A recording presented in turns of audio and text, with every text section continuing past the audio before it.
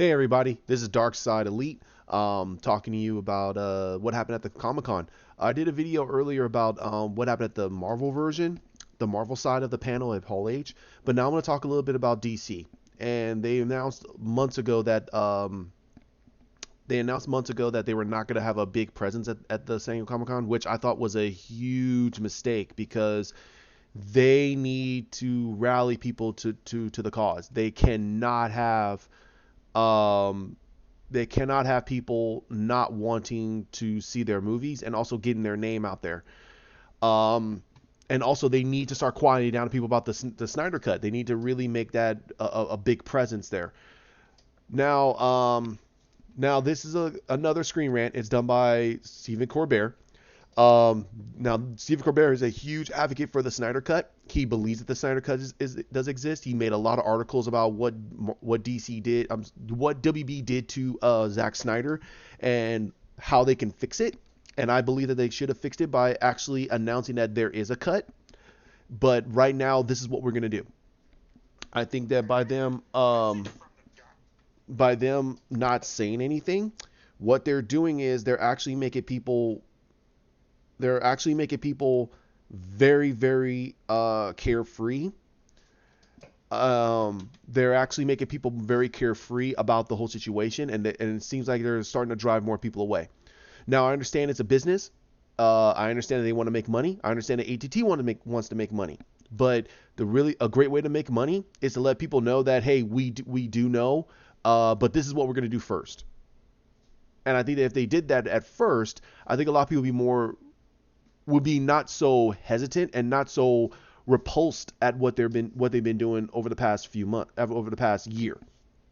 Now, Stephen Colbert is a pretty biased guy, and he also just gets straight to the point. Now, this is what he said at the very beginning here. He says, when it was announced that Warner Brothers was sitting out Hall H at San Diego Comic Con 2019, the news was followed by reassurance that WB and DC would still have a big presence at the show with a combined booth. And once SDCC rolled out, and WB Films had virtually no film presence, Zack Snyder and the Snyder Cut of Justice League dominated the conversation instead. This is exactly what ATT does not. Well, this is what John Aaron Garza was talking about. That if WB is not going to be there, and if DC's not going to have that big of a film presence, then that's where Zack Snyder and the Snyder Cut movement needs to dominate the whole field. They need to make a presence about Zack Snyder's cut, and they did. So a lot of them are talking about that's what they did. Now, they said just a few short weeks ago, the DCEU had a full slate of upcoming movies centered around Zack Snyder's Justice League vision. Now, from Zack Snyder's own mouth, I don't think that he was building a universe. He said that he wasn't building a universe. I think that WB was building the universe around it. And when Man of Steel and BVS did not give them billions of dollars, that's when Walter Hamada and all the rest of them started to really put the screws to not just Zack Snyder, but also to David Ayers, because they did mess with his movie. They also kind of tinkered with Patty Jenkins' Wonder Woman. It's still a great movie. I've said it before. It's still a good. Well, I'm not gonna say great. It's still a really good movie, but it could have been a great movie if they kept whatever the heck she wanted to do at the end of the movie and kept it there and left it alone. However, we got that movie. It's still a good movie, a really good movie, but it irks me on the third act. But now, while there's still a few DC movies releasing each year, the connectivity between films is tenuous at best, and instead of simply playing catch up to Marvel Studios, as many claimed of the old slate, they aren't even playing at all. Now, what he was talking about is that a lot of people, and there's a lot of journalists out there, a lot of, I'm going to say, in a vein of what our president says, fake news. These are fake media news people. They were claiming that DC was trying to play catch up with Marvel. They don't have to. And a lot of us said they didn't have to, because DC is such a huge pop culture on its own. Marvel had to play catch up to DC, because not many people know who Captain America is, or Iron Man, or Black Widow, or Hawkeye, or Thor. They know Spider-Man, Wolverine, and the Hulk. They're the three biggest pop culture Marvel characters of all time. Now look at Spider-Man. He's not his movies are doing okay, but they're not doing phenomenal.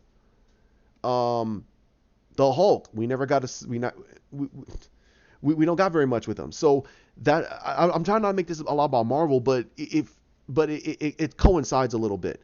And what DC should have done was just do their slates, do their movies, let the directors do their movies and build their universe. They don't have to play catch up to Marvel. They're already in the hearts and the minds of everyone in the world. You can go to a third world country and every kid will be wearing a Batman or Superman t-shirt. Doesn't matter if it has the old Christopher Reeve on it or the old 89 Batman on it. They're wearing a Batman or Superman t-shirt. A third world country, a fifth world country. So they didn't have to, but they wanted to try to make those billions of dollars, and they got greedy, and they basically screwed up the whole thing. So now they're now in a presence where they have to rebuild, and we still don't know if Walter Hamada's plan is to actually just don't worry about what the critics are saying and just make good films, or is Toby Emmerich's whole plan is to try to be their new Kevin Feige. No, just do the movies. Let the fans decide. You already have a lot of fans who know who a lot of these characters are. They don't need to play catch up to Marvel. Marvel's gonna do whatever the heck they want. DC just needs to just do good films. That's it. Just do good films. Let the fans decide. Let the people decide, and move forward. So, okay. So, but despite DC taking its proverbial ball and going home, fans of Zack Snyder's original vision for the universe are still actively campaigning for the version of Justice League he shot and edited, along with significant amount of other post-production work. Now, we know that exists. We've seen a lot of it. We already know that it does exist. People say it doesn't exist now, then you're never going to change your mind. It's perfectly fine. Move on. Talk to other people. But from what a lot of them are saying, they did make a great impact there. A lot of people did not know that there was another cut. A lot of them didn't. They knew about another cut, but they don't know that how far along it was. So I think that by having that type of action there, it actually worked. It actually worked a little bit better. So it actually got more people invested. So the main thing is they got to show in a revenue portion that they can make a lot of money with this cut. So now they have to do a flip on the script to see how much money they can make with these people that are actually willing to pay or go see another version, to see Zack Snyder's version, and then finally start to move forward. So he also continues with add their passionate showing at Comic-Con easily trumped and a mostly silent Warner Brothers. Now, let's see. And one of his titles says Warner Brothers and DC didn't even try to have a film presence at SDCC, which is very, very, very, very bad. It's very bad. They should have had some talks about Wonder Woman, a huge amount of talks about Birds of Prey. Definitely should have had a special Comic-Con tease for the Joker, because that's going to be one of their biggest movies with Joaquin Phoenix. Come on. Talks about Aquaman 2. And definitely some talks about Shazam 2, because they're gonna try to speed rush this. They're gonna try to get the second movie out as soon as possible, or talk more about Shazam and then talk lightly about Aquaman 2, because James Wan doesn't want to touch it until probably another year. So I don't know what the heck is going on, but let's see. Now they said that the only real presence from DC came from the TV side, which is where their bread and butter came from. They showed some stuff about Watchmen, and they did the DC streaming service, which they talked a little bit about. I know they did some talks about the Young Justice got a season 4, and I know that they talked a little bit about Titans, but unfortunately Titans got on a huge they stopped production for a little while because they suffered an unfortunate death by a stunt person, which I put a lot of condolences towards the individual's family, their friends, and the people close to them. I think they should take about a good few months off and then come back. They need to come back and then start, and then hopefully I would say put this whole season towards that person who passed away, and make it a very badass season. So I hope they do that. I hope they put that reach out there to say this season is dedicated to that person who passed away. I didn't look very much into it. I rather just see the season and then judge it for itself. Now, they say this lack of effort made it even easier for the Snyder Cut campaign to take the spotlight, which is not bad. I mean, that's good. So that shows that while DC was lacking, Snyder Cut came in and just completely took the whole thing. With multiple upcoming anticipated movie projects like Joker, Birds of Prey, and Wonder Woman 84, they could have easily just quieted all the Snyder Cut stuff at the con, but they didn't do that. They could have released a poster about the Joker or short teaser about Birds of Prey, and they could have had Gal or Patty over at the con for about an hour or two to talk a little bit about Wonder Woman again, and then get the heck out of there. Get back onto the set. Stuff like that. But they made no marketing material, so they didn't make any effort to control the narrative of what they need to talk about. So it shows that they were just hiding, or they didn't have anything to say. So I think that we have to see how it plays out. We have to see how it plays out. Maybe that's what they wanted. Maybe that's what WB wanted, to say, hey, let the Snyder Cut do what they got to do. Let us focus on what we got to do. If they make a hit, I'm thinking positive here. So I'm thinking more positive, and I think that's what probably Chris Wong is going to do. If they're pulling back to let the Snyder Cut show to them and to AT&T that, hey, this is what we could do here, and this is what it takes with passionate people, then I think that that's going to make a bigger hit to Walter Hamada, to say, hey, look, they got this many people, this many signatures. That's a lot of revenue, and people didn't even know about the cut because of a lot of the resistances that they got from WB by doing a lot of hit pieces and paying people to say, hey, it doesn't exist and such like that. So a lot of marketing to make sure that they don't want to talk about the Snyder Cut. It worked, but it also, by them not being able to control the narrative at the San Diego Comic-Con, it actually backfired in their faces if they were trying to say, hey, it's not going to work. They're not going to change people's minds. I think that they actually did. They made a huge impact by what Screenwriter is trying to say, and probably a few other places. So I think they did make an impact. So let's see. It says the Snyder Cut got more buzz than any future DC movie. That's good. They had a billboard. They had a lot of posters at bus stops, and they had the flyby at the con. So all that money that everyone donated, which I like to tell people, thank you very much. I put in my donation too. I believe in Zack Snyder's movies. I cannot wait for his future projects. But yeah, this is a really, really good thing. I'm very happy about it. I wanted to see.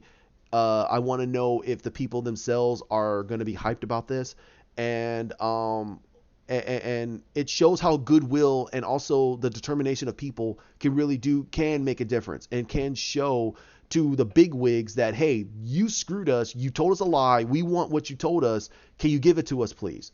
And a lot of us are being very, very, a lot of us in the movement, we're being very polite. We could be very polite. Other way, we could take our money and go to the Better Business Bureau and say, hey, they lied to us. We can make this a very public stink that WB lied to us, but we're being very polite and just telling them, like, hey, we're not going to go away, and we can actually make this a lot more difficult. Just figure out a way for us to see the dang movie. Even if you don't put no money into it, let us see the movie. Let us enjoy what Zack Snyder did, and we can move forward. We can look forward to any other movies that you come out with. That's how I see it. That's how I positively see it. You already have a few people within the cut who are willing to just move forward. They want to see the cut, but they want to see these other movies coming out. So that's what they want to do. So it says,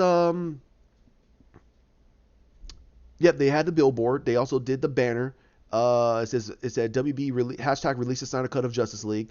They hosted a scavenger hunt with prize giveaways. That's really good. Some variation of release Snyder Cut mantra, posting dozens of photos of other con attendees holding the sign. So other people walking around San Diego who are around the area of San Diego Comic-Con, they're holding up signs on the street saying #release the Snyder Cut. So that's a lot of publicity about it. The reaction to these efforts were ultimately a mixed bag. While a significant number of headlines and social media reactions praised the campaign, especially the decision to donate half of all funds to the Association of Suicide Prevention. That is a huge association done by Zack Snyder because of what happened to his daughter Summer. And I think that's a very, very good thing. So basically, everything that we were able to do, we were able to donate half of it to that association and take the other half to be able to get all these things done for us. And then on top of it, a lot of other people put it out of their pocket to actually help us out. So that actually really, really helped. Other reactions were more snarky, if not outright negative, as the effort to get the Snyder Cut released, like Snyder's films, is a divisive initiative. Regardless, good coverage or bad, every bit of the attention given to the Snyder Cut and its campaign was attention not given to Warner Brothers and its SDC silence. So basically, the Snyder Cut movement, in my personal opinion, picked up the slack. Where WB did not put anything out that movie related, Snyder Cut basically came in and said, hey, hold my beer. That's pretty much what they did. And then also, Zack Snyder released more images of the original cut of Justice League, revealing that the plan was for Wonder Woman to decapitate Steppenwolf before he blew through a boom tube to land at Darkseid's feet, teasing a major conflict to come in Justice League 2. So basically, what they're trying to say is that Wonder Woman, and a lot of people are saying like a god can kill a god. Well, Wonder Woman's a god. She could not be Superman, and he's just a mortal person with superpowers. And Superman's one of the only people that can go to toe against Darkseid. So you're kind of so in a way, no. I just think that Steppenwolf just was not powerful enough to take on Wonder Woman. And that can happen. I mean, Steppenwolf is not powerful enough to take on Superman, so I mean, that's a no duh. But for him to get decapitated by Wonder Woman, I'm like, okay.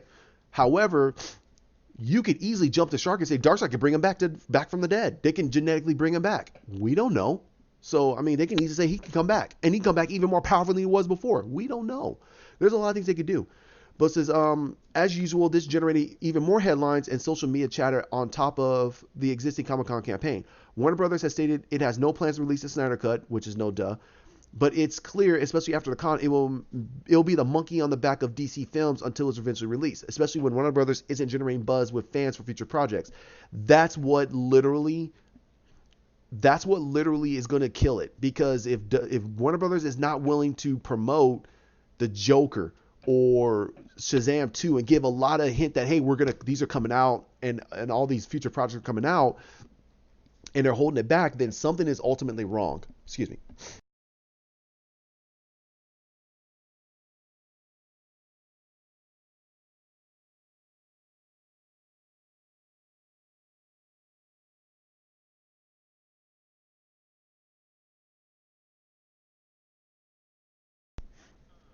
All right, sorry about that. So the next thing he talks about is Zack Snyder's Army of the Dead reveal was bigger than anything DC Films revealed. That is that is funny. So basically, Zack Snyder posted an image of the Army of the Dead cast, and again, I'll put this article in the description so you guys can read it up for yourselves and look at the picture. They're gonna film it in New Mexico, and it says while Snyder has he says he posted an image of his Army of the Dead cast to close out the first week of shooting his new zombie movie in New Mexico. So it's down in New Mexico. While Snyder has moved on from Warner Brothers after his treatment during his DCU tenure, which he does deserve, Army of the Dead has billed as a sort of Zack Snyder unleashed film. Good. Is likely to be seen as a clarifying moment for Warner Brothers' decision to stave his vision. Good or bad, it's going to be seen as a statement on whether WB was wise to move on without him instead of just letting him do his own thing unhindered. That's the thing that a lot of people felt, and that's how I feel. You should have just let him finish his movie. You should have kept him on as an executive producer, and then you could have moved on from his vision. You could have took his vision and moved it into any direction that other directors wanted to do. He was not here to build like a 20-film universe.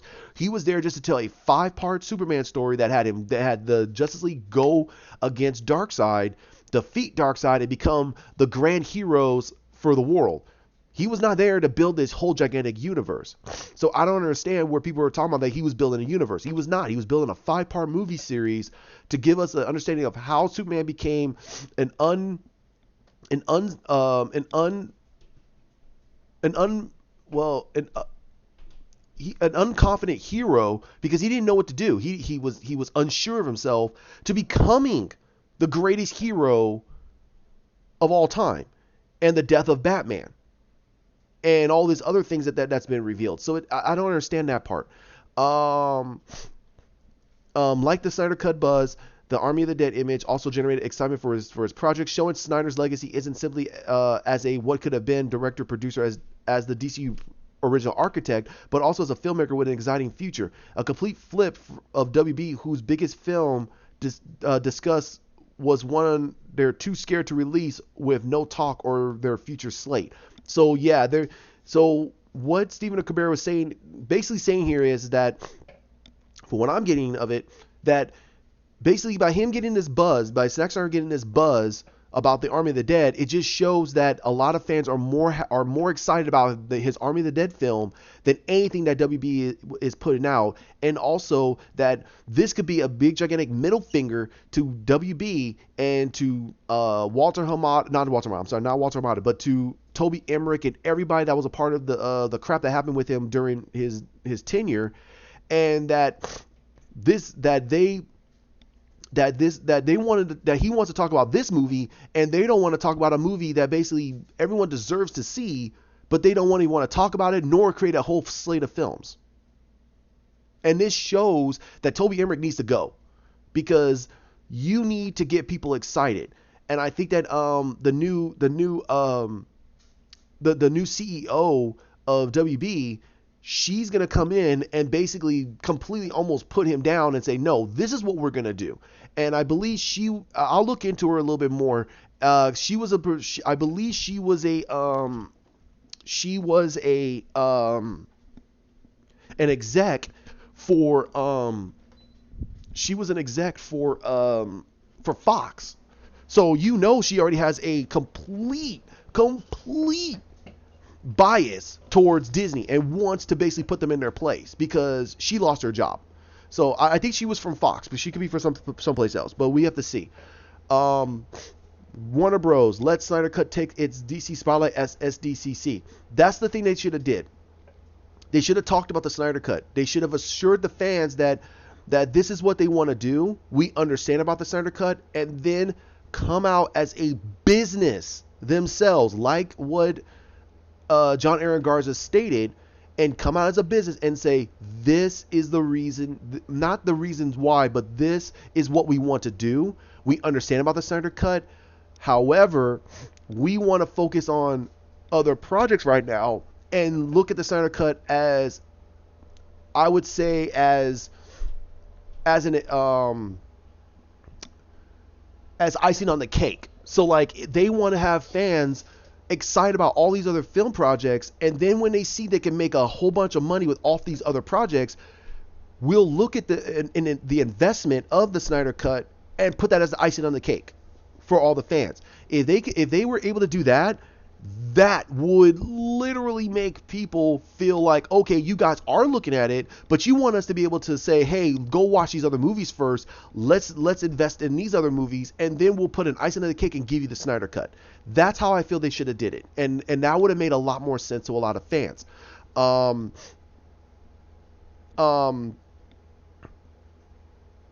So basically, the biggest thing that DC was they only talked about the TV side of it.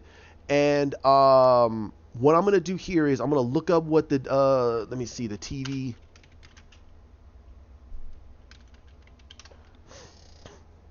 Let me see. Screen Rant. Okay. So I'm also going to put this up there too, because I want to talk a little bit about the TV side and what they were doing. So we got a Top Gun Maverick trailer that released with when Tom Cruise surprised the audience at the Terminator Dark Fate panel. So he showed up at the Dark Fate panel and showed his Top Gun Maverick. We got the final trailer for It Chapter 2. We got first footage of Dark Fate. Me personally,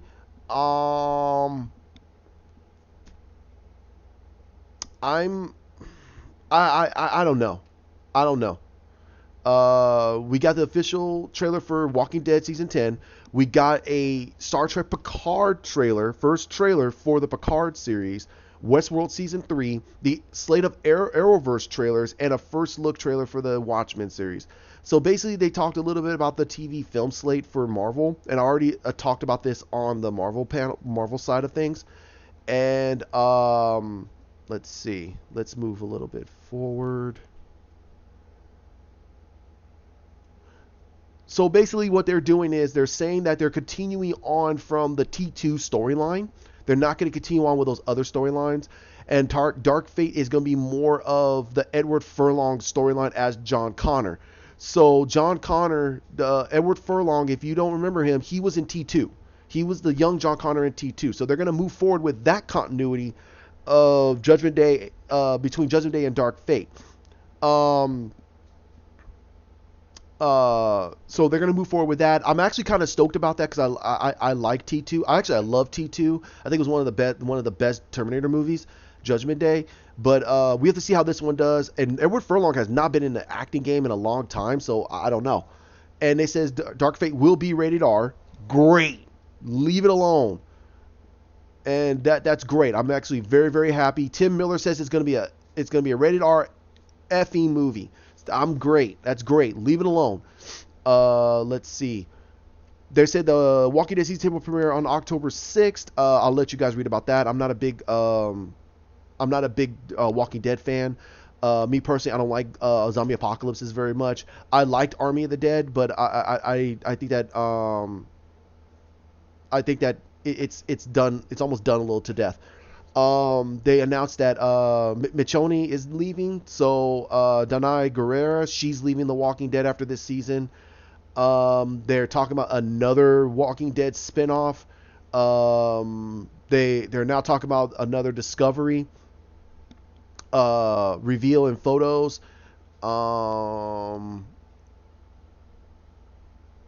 They're doing a Star Trek Lower Decks. It's gonna be a comedy set in the Next Generation era. Okay, I don't think it's gonna last very long. Actually, if it's on CBS, so it's gonna last a while. Fear the Walking Dead has been renewed. Marvel Agents of Shield is ending after season 7. I'm not a big Agents of Shield fan. It turned itself into basically Mutant X, basically. It's basically Mutant X. I don't know why they kept going with Marvel Agents of S.H.I.E.L.D. There's whatever.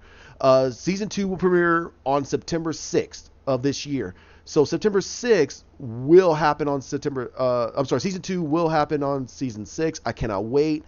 I'm wondering if they're going to do the death of Jason Todd in this season, but we have to see because they still have to do Trigon. They have to finish. They're now introducing Deathstroke with a weird set of casting, but we have to see. I'm not going to completely S all over everything. I liked season 1 of Titans. I thought it was very interesting. There's a lot of things I didn't like. Anna Diop as Starfire is growing on me. Tegan, she needs a lot of work with Raven because they don't know what to do with her. We don't know very much about Gar. Brandon Thewes is killing it as Dick Grayson. I love his Dick Grayson. I want to see his character progress back to the slapstick happy Nightwing. I hope that they get to that point and they turn him closer to how he is in I would say closer to how he is in Young Justice. If they get him to there, then I'll be like, okay, that's Dick Grayson. I'm perfectly happy with that Dick Grayson. He's a little edgy. He's a little edgy, but he's not a complete broken down person to becoming a murderer like he is in Titans. One of the biggest things they announced at the con for the TV side is that Brandon Routh, who played as the Superman in Superman Returns, is playing Superman in Crisis on Infinite Earths. He's playing as literally the Kingdom Come version of Superman. Here's the thing. I'm not against this. I think Brandon Routh brought a tear to my eye because this guy did a lot of work for this role. He did a lot of work to play Superman, and he wanted to do the character right. He got handpicked by Christopher Reeve himself. He got the Chris Reeve medallion when Chris Reeve passed it off to him, and he got the other half from Dana Reeve when Chris passed away. So he's got that. He's got those medallions.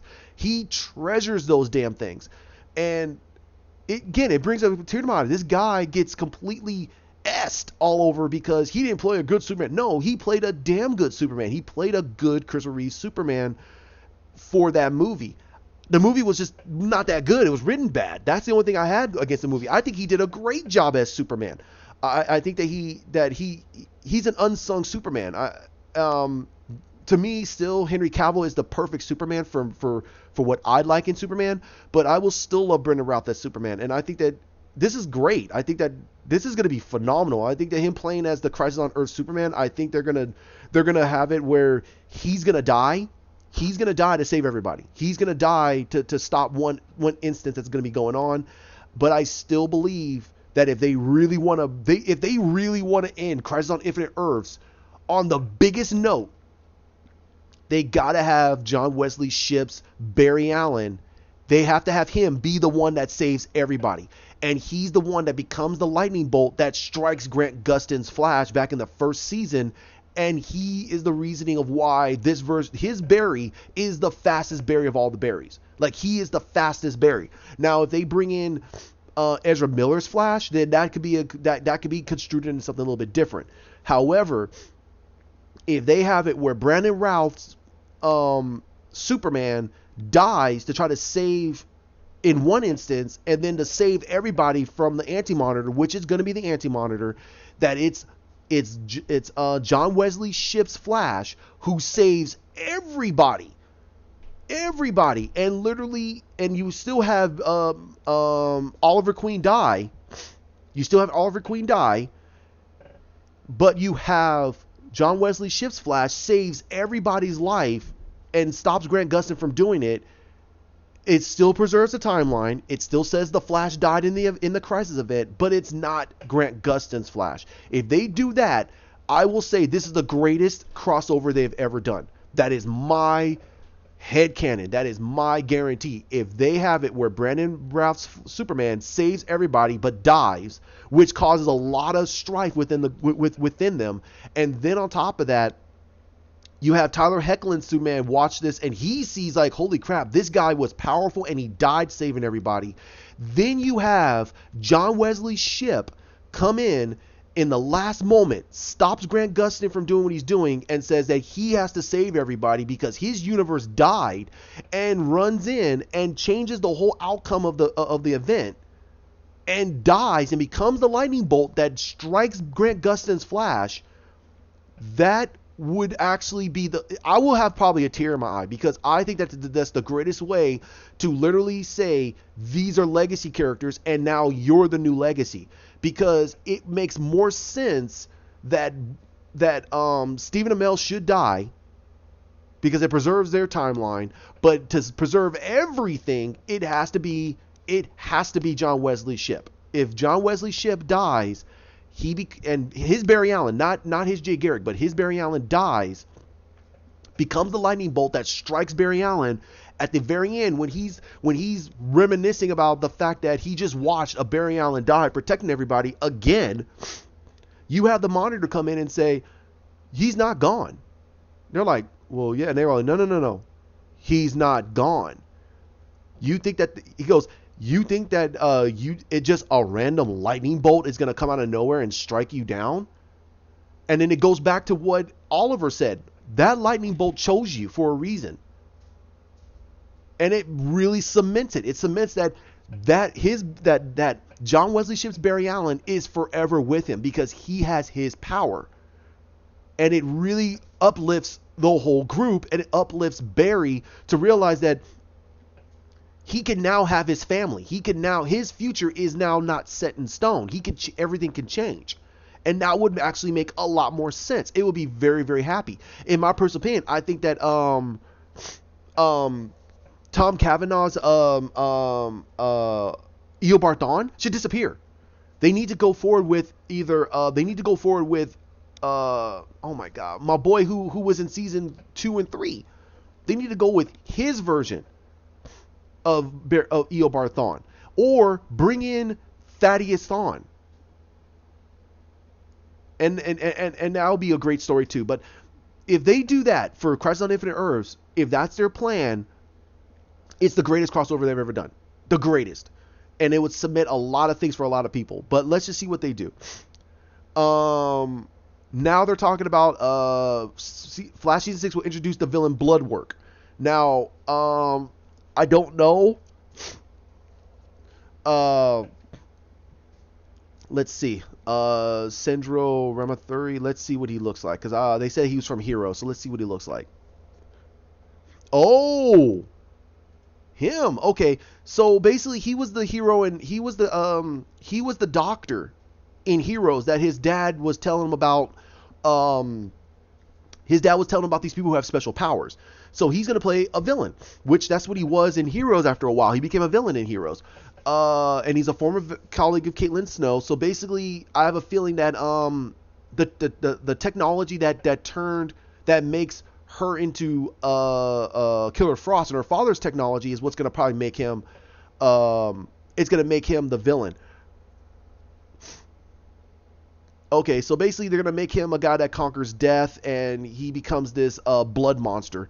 But I have a feeling that he's gonna stay that way until the very end of the season, and then he's gonna go glob monster, and they're gonna do all CGI and such like that, because they're not gonna have him become sludge monster all the time. I have a feeling they're gonna have him. He's gonna be mostly human, and he's gonna be able to do it from a distance or touch or anything like that. And then what they're gonna do most likely is, probably in the reveal, they're going to show him glob out into a monster a couple of times, and then that's it. And then the season finale, they're going to have him glob out into another monster again, into this gigantic glob monster. All right, so, okay, another one. We're talking about they're already doing The Boys Season 2. Now, The Boys is a dark version of the superhero genre where...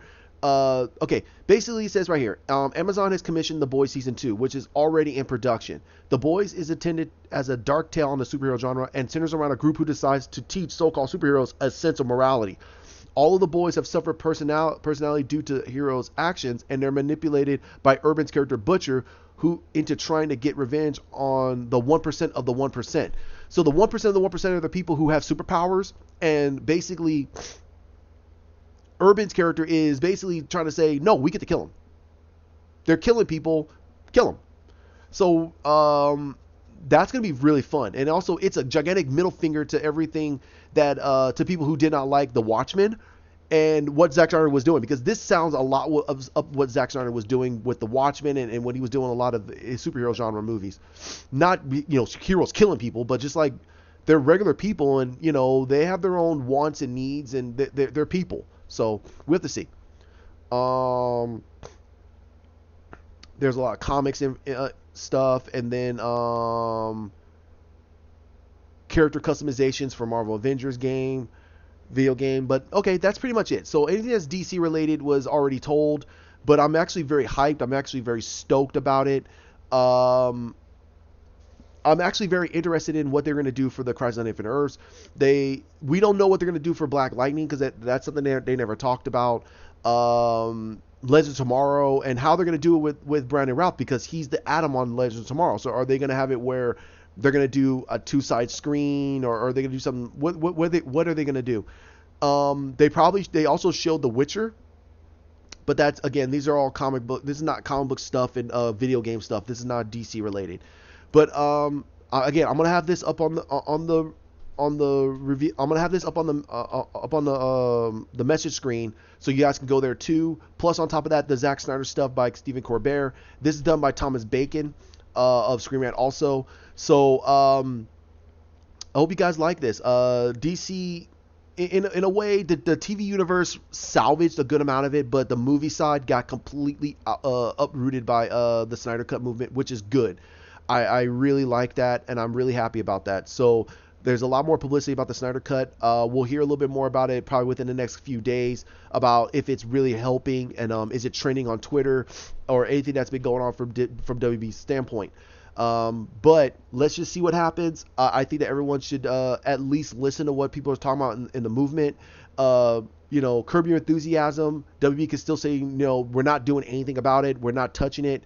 Or they could say, hey, we're going to wait until we see that we're going to make a revenue out of this. And I think that they're right about that. Let's see if we're going to try to make a revenue out of it so they can at least break even on it or make a lot more money and then possibly get people more excited about movies later on.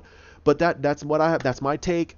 Like, comment, share, subscribe down below. Let's talk about this. I'll definitely put this up there and we'll see what the heck is going to happen.